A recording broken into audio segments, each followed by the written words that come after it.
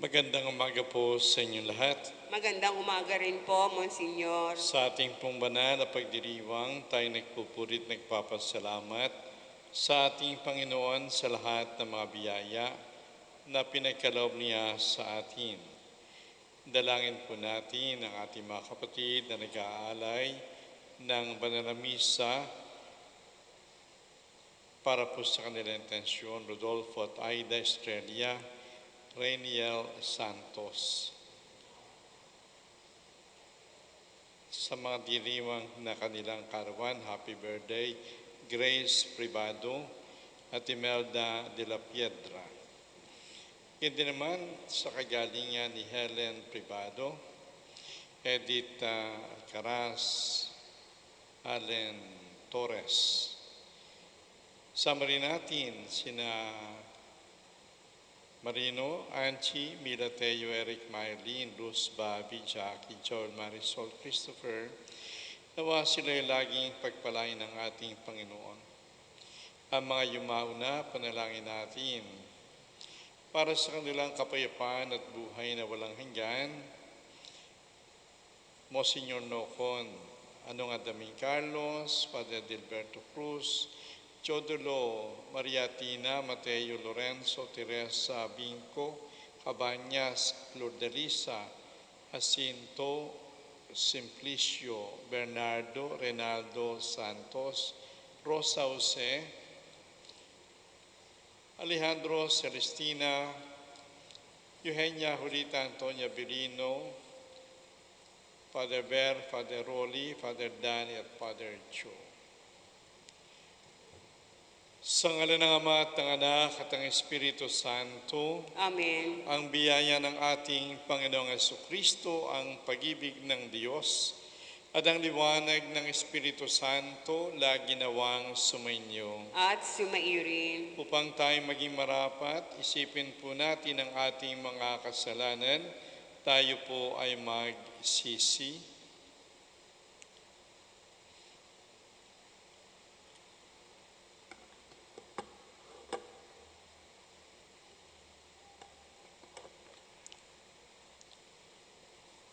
Inaamin ko sa makapangyarihang Diyos at sa inyo mga kapatid, na lubha akong nagkasala sa isip, sa salita, sa gawa at sa aking pagkukulang.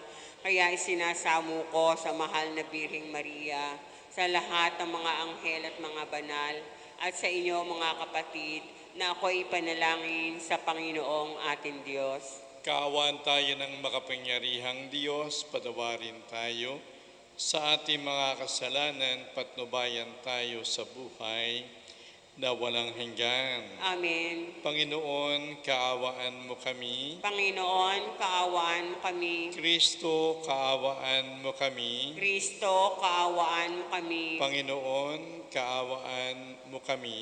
Panginoon, kaawaan mo kami. Manalangin tayo. Ama naming makapangyarihan, idulot mong ikaw ay makapiling ng iyong angkan. Loobin mong sa pananampalatayang iyong bigay, kami makasalo sa muling pagkabuhay ng iyong anak na pinakamamahal sa pamagitan niya kasama ng Espiritu Santo magpa sa walang hanggan. Amen. Magsiupo na po lahat.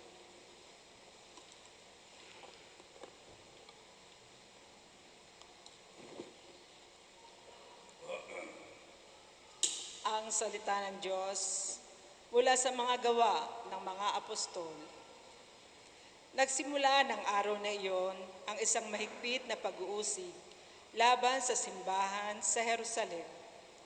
At liban sa mga apostol, lahat ng sumasampalataya ay nangalat sa lupain ng Judea at Samaria. Si Esteban na may inilibing ng mga taong may takot sa Diyos, at gayon na lamang ang kanilang panangis. Samantala, sinikap ni Saulo na wasakin ang simbahan. Pinapasok niya ang bahay-bahay at kinakaladkad ang mga sumasampalataya at binilanggo maging lalaki at maging babae. Nangalat ang mga mananampalataya at saan man sila nakarating ay ipinangangaral nila ang salita. Nagpunta si Felipe sa isang lungsod ng Samaria at ipinangaral doon ang Mesiyas. Nang mabalitaan ng mga tao at makita ang mga kababalagang ginagawa niya, pinakinggan nilang mabuti ang sinasabi niya. Sapagkat ang masasamang espiritu ay umaalis sa mga taong inaalihan ito at sumisigaw habang lumalabas. Maraming lumpo at mga pilay ang napagaling, kaya't nagkaroon ng malaking kagalakan sa lungsod na iyon. Ang salita ng Diyos. Salamat sa Diyos. Sangkalupaang nilalang, galak sa pooy isigaw. Sangkalupaang nilalang, galak sa pooy isigaw. Sumigaw sa galak ang mga nilalang at kapurihan ng Diyos na may kagalakan. Wagas na pagpuri sa Kanya'y ibinigay. Ito ang sabihin sa Diyos na dakila. Ang mga gawa mo ay kahanga-hanga. Sangkalupaang nilalang, galak sa pooy isigaw. Ang lahat sa lupa, ikaw'y sinasamba. Awit ng papuri, yaong kinakanta. Ang iyong pangalay, pinupuri nila. Ang ginawa ng Diyos, lapit at pagmasdan, ang kahanga-hangang ginawa sa tanan. Sangkalupaang nilalang, galak sa pooy isigaw. Naging tuyong lupa kahit yaong tubig, at ang nuno natin ay doon tumawid. Kaya naman tayo'y nagalak ng labis.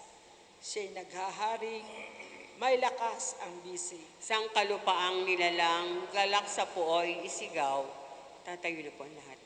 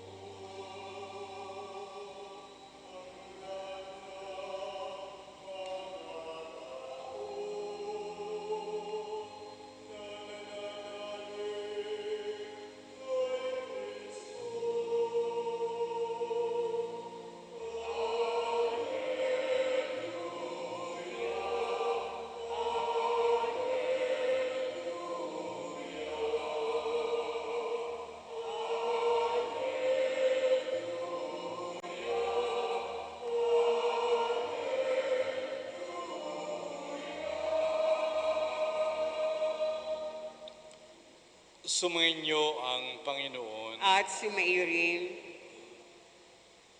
Ang mabuting balita ng Panginoon ayon kay San Juan.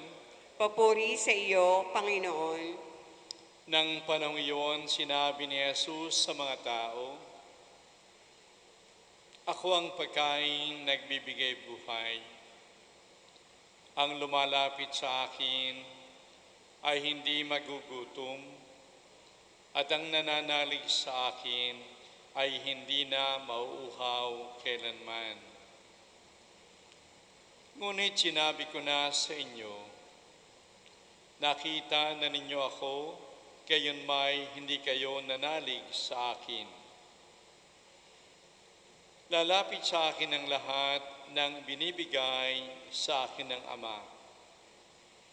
At hindi ko itataboy ang sinumang lumalapit sa akin, sapagkat ako'y bumaba mula sa langit. Hindi upang gawin ang kalooban ko, kundi ang kalooban ng nagsugo sa akin. Ito ang kanyang kalooban. Huwag kong pabayaang mawala kahit isa sa mga ibinigay niya sa akin, kundi muling buhayin sila sa uling araw, sapagkat ito ang kalooban ng aking Ama. Ang lahat ng makakita at manalig sa anak ay hindi magkaroon ng buhay na walang hanggan, at sila'y muli kong bubuhayin sa uling araw. Ang mabuting balita ng ating Panginoon. Pinupuri ka namin, Panginoong Hesukristo. Magandang umaga po sa inyong lahat. Magandang umaga rin po, Monsinyor. Napakagandang pagnilayan ang sinabi ng ating Panginoong Hesukristo sa ating narinig na mabuting balita.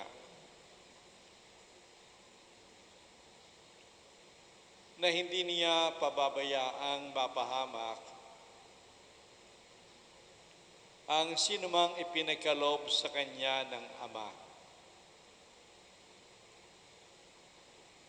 At ang sinumang nananalig sa kanya ay magkakaroon ng buhay na walang hanggan.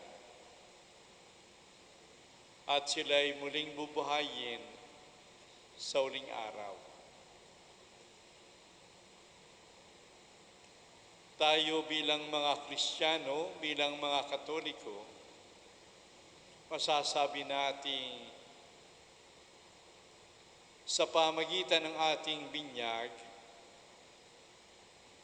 tayo naging anak ng Diyos. At bilang anak ng Diyos, tayo binibigay ng Ama kay Kristo.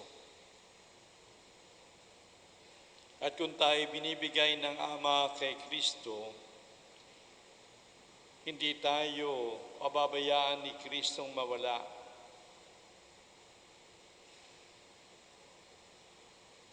At kung tayo sumasampalataya sa ating Panginoon na dapat namang sumampalataya tayo, maliwanag ang sinabi ng ating Panginoon, tayo'y kanyang bibigyan ng buhay na walang hanggan. Hindi niya tayo papahamak, kundi tayo kanyang ililigtas. Napakagandang pangako. Subalit may mga taong hindi naliligtas kahit sila ay Katoliko, kahit sila ay Kristiyano. Hindi sapagkat sila ay pinabayaan ng Diyos. Hindi sapagkat sila ay pinagwalang bahala ng ating Panginoong Hesukristo. Kung meron mang Kristiyanong Katoliko na hindi naligtas, hindi napunta sa langit. Sapagkat sa kanyang buhay, siya mismong tumanggi sa ating Panginoon. Siyang humiwalay sa ating Panginoong Hesukristo. Siya yung hindi sumunod sa utos ng ating Panginoon.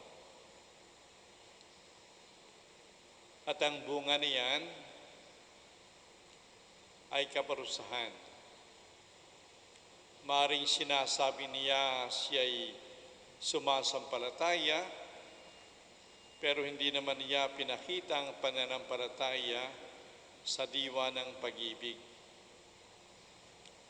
At ang pag-ibig na yan, hindi naman niya pinahayag sa pamagitan ng pagsunod sa kalooban ng Diyos.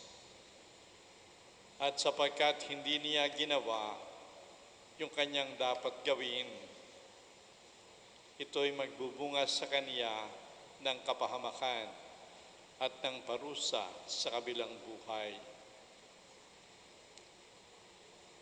Anong paalala sa atin?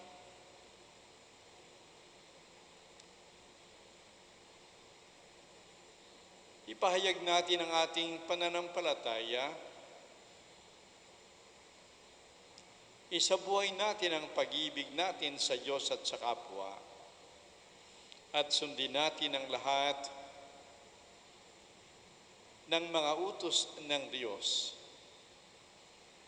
Ito ang daan upang makamit natin ang bunga ng ating kaligtasan at ang buhay na walang hanggan. Sa ngalan ng Ama at ng Anak at ng Espiritu Santo. Amen.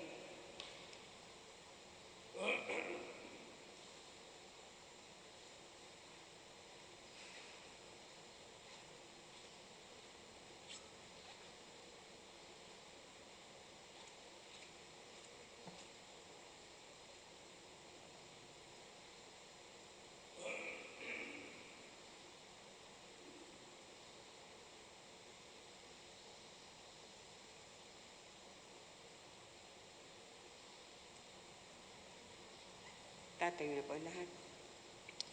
Taglayang pagtitiwala sa pagiging bukas, loob ng Diyos Ama, na nagandog sa atin ng Kanyang Anak sa Eukaristiya bilang pagkain para sa ating kaluluwa.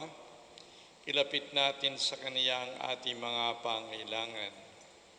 Ating pong itugon, Ama, pagpalain mo kami sa Eukaristiya. Ama, pagpalain mo kami sa Eukaristiya.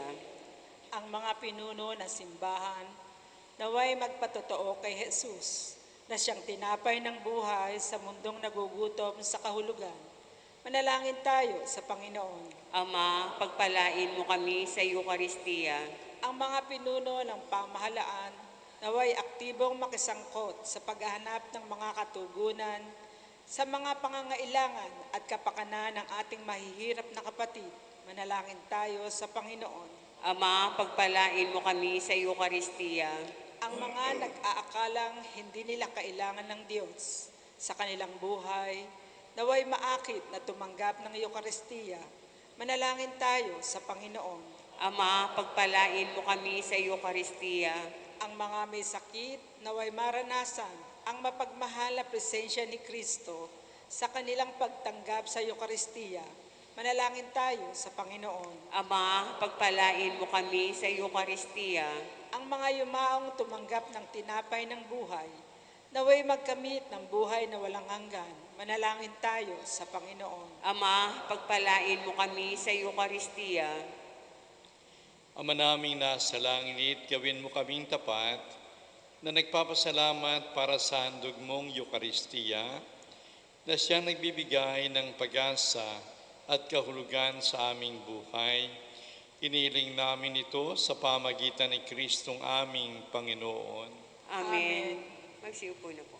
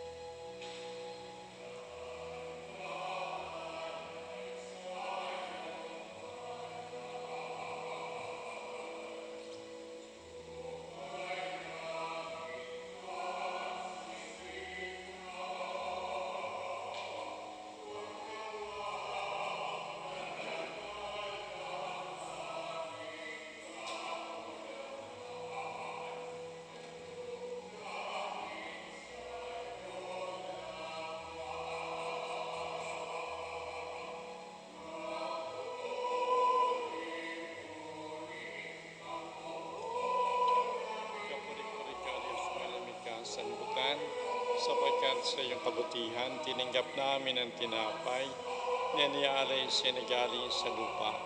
Pinagpaguran tayo ng tinapay na magdudulot sa amin ang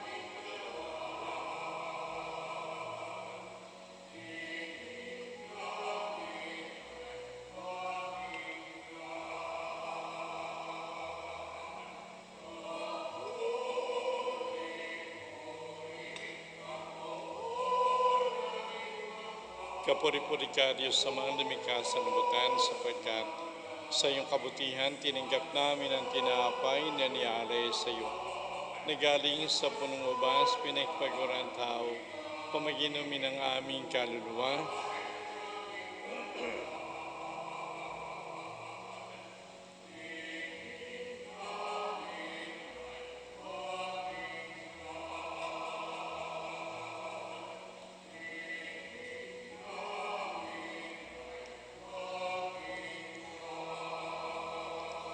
Tatayo na po ang lahat. Manalangin tayo mga kapatid upang tayo at ang ating mga alay maging kalugod-lugod sa Diyos Amang makapangyarihan.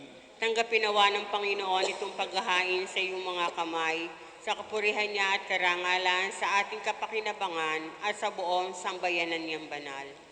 Ama naming lumikha, ipagkaloob mo kami ay laging magalak sa pagdiriwang ng Pasko ng pagkabuhay ng iyong anak, upang ang ginagawang patuloy na pagsagip sa amin ay maging sanhi ng aming ligayang walang maliw.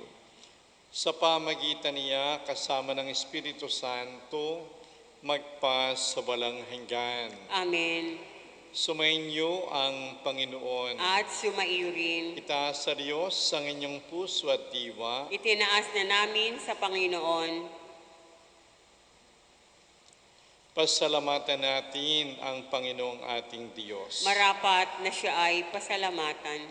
Ama naming makapangyarihan, tunay niyang marapat na ikaw, ay aming pasalamatan ngayong ipinagdiriwang ang paghahain ng Mesiyas, ang maamong tupa na tumubos sa aming lahat.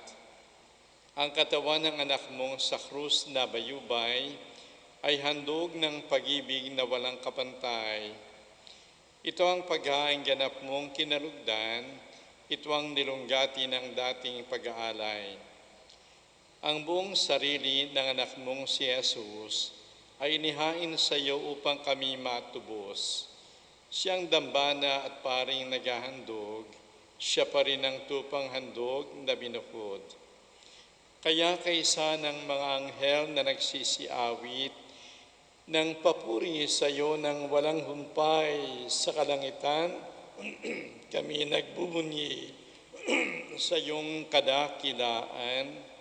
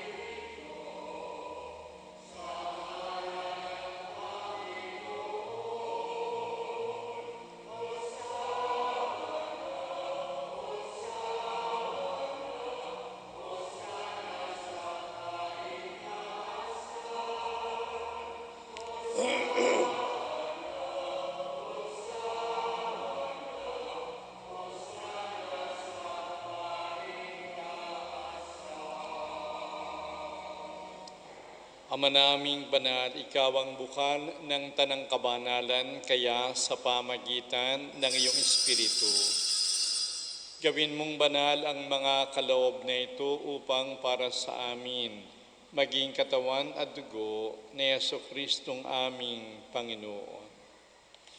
Bago niya pinagtiis ang kusang loob na maging handog, hinawakan niya ang tinapay, pinasalamatan kaniya. Pinaghati-hati niya iyon. Iniabot sa kaniyang mga alagad at sinabi, tanggapin ninyong lahat ito at kanin. Ito ang aking katawan na ihahandog para sa inyo.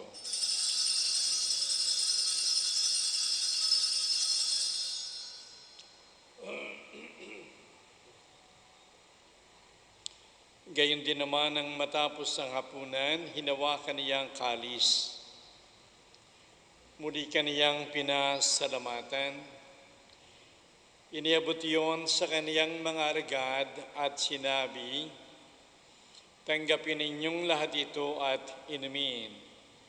Ito ang kalis ng aking dugo ng bago at walang hanggang tipan. Ang aking dugo na ibubuhos para sa inyo at para sa lahat sa kapagpapatawad ng mga kasalanan. Gawin ninyo ito sa pag-aalaala sa akin."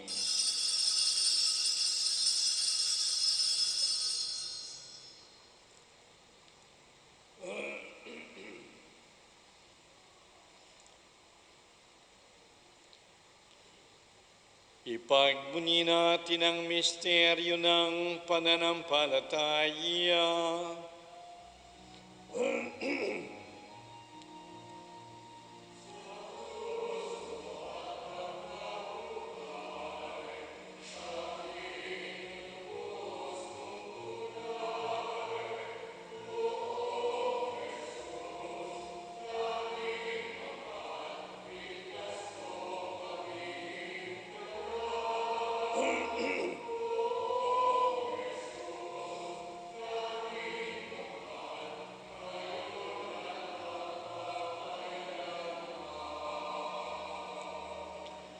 Ang mga ginagawa namin ngayon ng pag-aalaala sa pagkamatay at muling pagkabuhay ng iyong anak, kaya iniaalay namin sa iyo ang tinapay na nagbibigay buhay at ang kalis na nagkakaloob ng kaligtasan.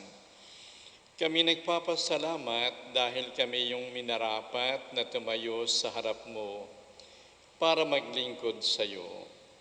Sinasamo namin kami magsasalo-salo sa katawan at dugo ni Kristo ay mabuklod sa pagkakaisa sa pamamagitan ng Espiritu Santo. Amalingapin mo ang iyong simbahang laganap sa buong daigdig. Puspusin mo kami sa pag-ibig. Kaisa ng aming Papa, Leo, Obispo Dennis at lahat ng mga pari. Alalahanin mo rin ang mga kapatid namin nangahimlay ng may pag-asang sila'y muling mabubuhay, gayon din naman ang lahat ng mga pumanaw. Kaawaan mo sila at patuloyin sa iyong kaliwanagan. Kaawaan mo at pagindapatin kaming lahat na makasalo sa iyong buhay na walang wakas, kaysa ng mahal na Birheng Maria na ina ng Diyos, si San Jose na kanyang kabiyak na puso, kaysa ng mga apostol at lahat ng mga banal, ni San Lorenzo na namuhay dito sa daigdig ng kalugod-lugod sa iyo. May pagdiwang nawa namin ang pagpupuri sa ikararangal mo sa pamagitan ng iyong anak na aming Panginoong Heso Kristo.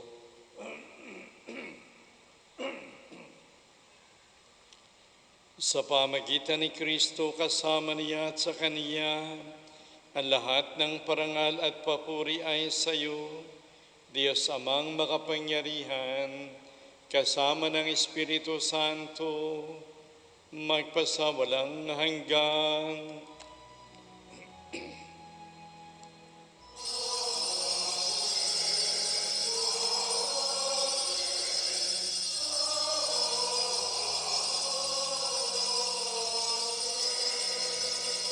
Tatayo po ang lahat.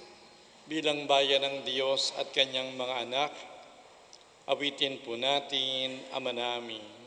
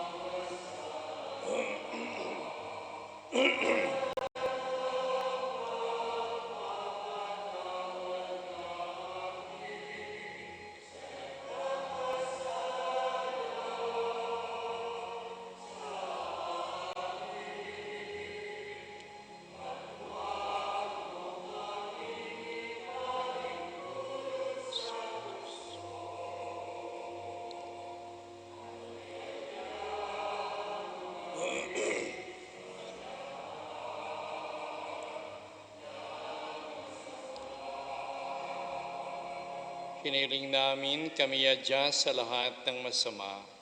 Pagkalooban ng kapayapaan araw-araw iligtas sa kasalanan at ilayo sa lahat ng kapahamakan samantalang aming pinananabikan ang dakilang araw ng pagpapahayag ng tagapagligtas namin si Yesu Kristo.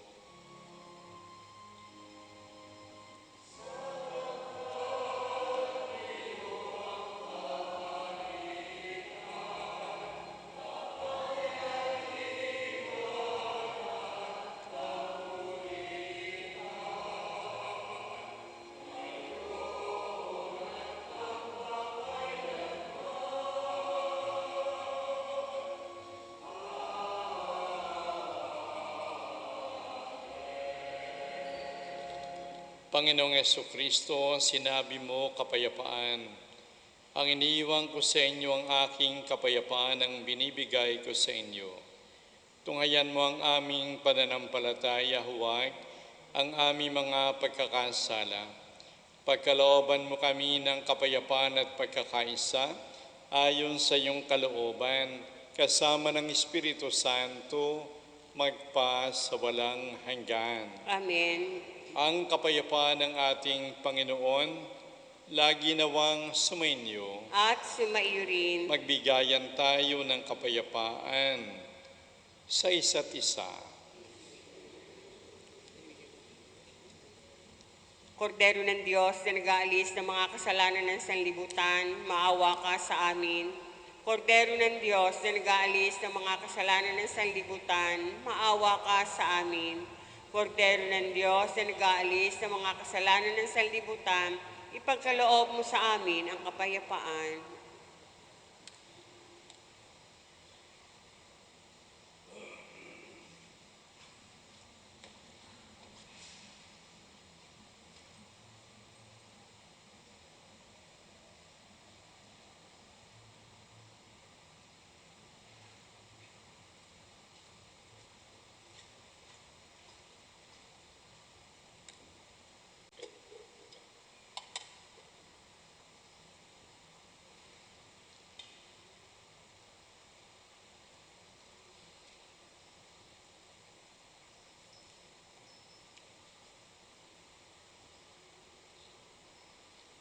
Narito si Yesu Kristo na ating Panginoon, ang kordero ng Diyos na nag-aalis ng mga kasalanan ng sanlibutan, mapapalad tayong lahat na tinatawag sa pingin ng kordero.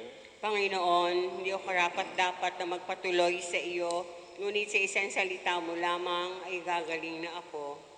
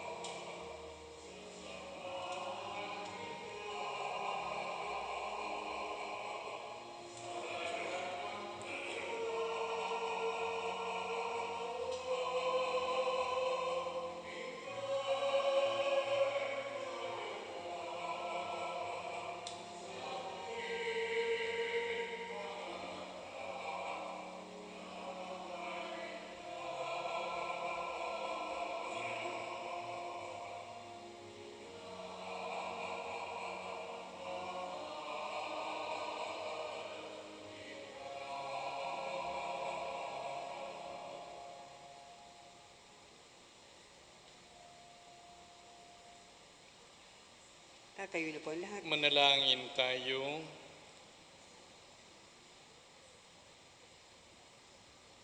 Ama naming mapagmahal, ang aming mga pagluhog ay iyong pakinggan para sa pagkakamit ng iyong tulong sa amin araw-araw at para sa pagkakaloob ng ligayang walang katapusan na pawang dinudulot ng banal na pakikinabang sa pagdiriwang ng pagpapalitan ng iyong bigay at aming alay sa pamagitan ni Jesucristo kasama ng Espiritu Santo magpa sa walang hanggan.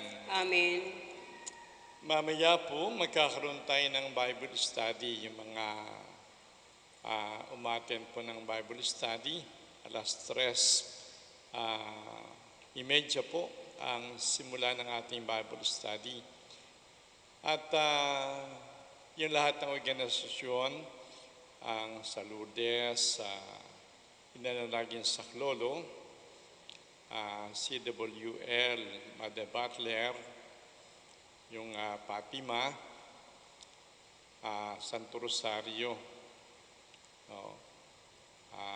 San Lorenzo. Tayo po ay tinatawagan para sumulat ng ating patutuo sa kabutihan ni San Lorenzo sa ating buhay, sa kanyang pagtulong sa ating pangailangan at sa kanyang pagtugon sa ating paglapit sa Kanya para tayo tulungan. Maikli lamang po, kahit isulat kamay lamang ninyo, kami na po yung magtataip at pagkatapos isulat po niyo yung pangalan ninyo at yung cellphone number kung maaari, sapagkat kung gawa na po yun, na-type na, muli namin kayong tatawagin para pumirma sa inyong sinulat na patutuo. Kung maaari po, by Friday lahat ay may submit na. Yun po'y kailangan natin hiningi ng diocese para sa ating request na maging shrine yung ating simbahan, shrine ni San Lorenzo, Diaconate Martyr. Kaya po kayong mga sinilang dito, tumira dito, at matagal nang naglilingkod sa simbahan, ay siguro naman ay may mga naitulong sa atin si San Lorenzo at yun po yung ating isulat bilang ating patutuo. So sa Friday po, dapat ay isubmit na natin ang lahat ng ating mga patutuo para mailagay po natin sa ating diocese. Sumayin niyo ang Panginoon At sumairin. pagpalain kayo ng makapangyarihang Diyos Ama at Anak at Espiritu Santo. Amen. Tapos na ang ating banal na misa, humayo tayong mapayapa. Lagi tayong magpasalamat at magpuri sa ating Panginoon Diyos. Salamat sa Diyos.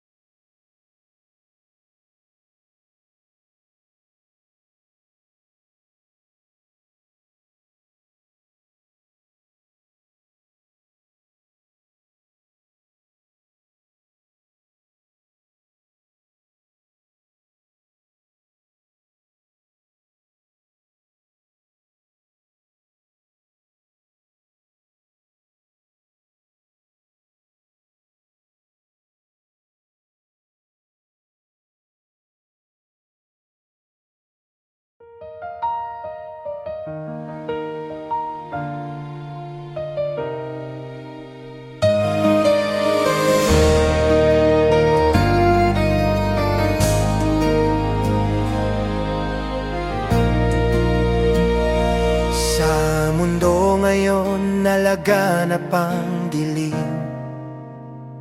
Hindi alam kung sino ang paniniwalaan. Isang liwanag lang ang sa di tatanglaw, si Kristo Jesus na ating katotohanan.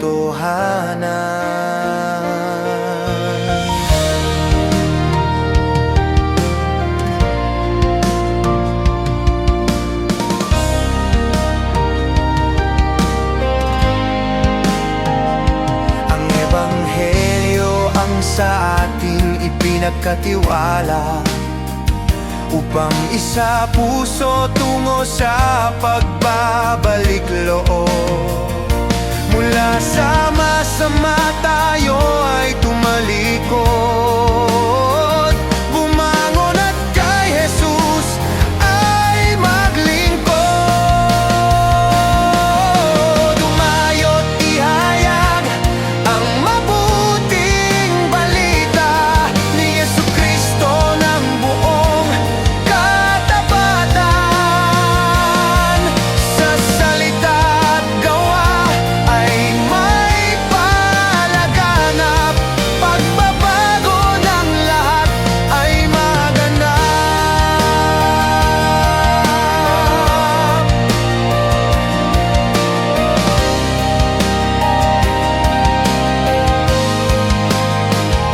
Mga naghahayag at nagsasabuhay ng mabuting balita ng kaligtasan, ang